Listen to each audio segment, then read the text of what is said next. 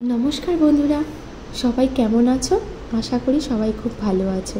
মনের হদিশের আবার নতুন একটা ভিডিও নিয়ে আজ চলে এলাম। আজকে আমাদের টপিক হচ্ছে ফলহারিণী অমাবস্যা কবে এবং কেন পালন করা হয়। যদি তোমরা কেউ না জেনে থাকো তাহলে আজকের ভিডিওটি তোমাদের জন্য। হিন্দু ধর্মের দেবীদের মধ্যে অন্যতম দেবী হলেন স্বয়ং মা কালী।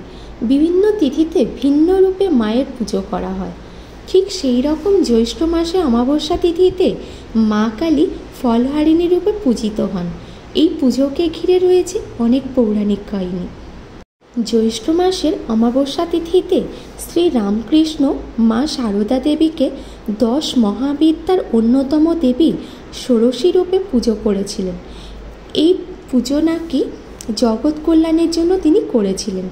এদিন মা সারদাকে ষোড়শী রূপে পুজো করা হয়েছিল বলে আজও রামকৃষ্ণ মঠ ও আশ্রমে এই পুজো ষোড়শী পুজো নামে পরিচিতি লাভ করে। তবে কথিত আছে জীবের কর্মফল অনুসারে ফল প্রদান করেন দেবী কালী। তিনি নিজের মধ্যে সমস্ত কর্মফলকে ধারণ করেন। স্বয়ং মা কালী মাতৃরূপা মহাশক্তি রূপে প্রসন্ন হলে জীবের দুঃখ ও দুর্দশা থেকে মুক্তি মেলে।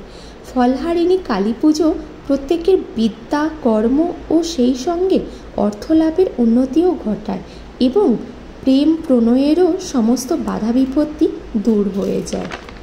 দাম্পত্য সাংসারিক জীবনেও সুখ শান্তি লাভ হয়।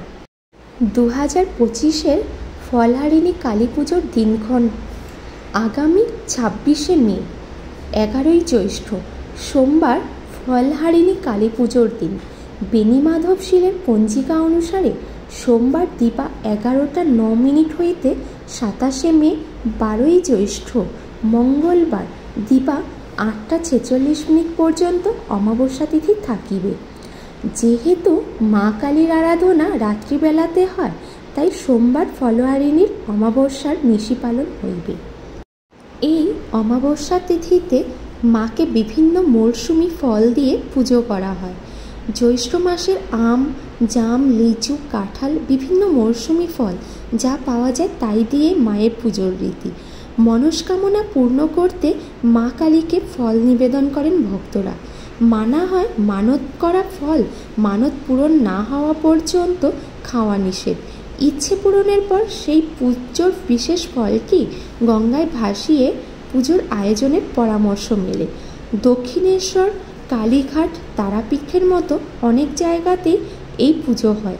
এদিন মাকে ফলের মালার সাজে সাজানো হয়। তাহলে বন্ধুরা, শুনলে তো পুজোর মাহাত্ম্য। এই পুজোর মাহাত্ম্য তোমরা কি আগে থেকেই জানতে? যদি জেনে থাকো বা নতুন শুনলে তাহলে অবশ্যই একটা কমেন্ট করো।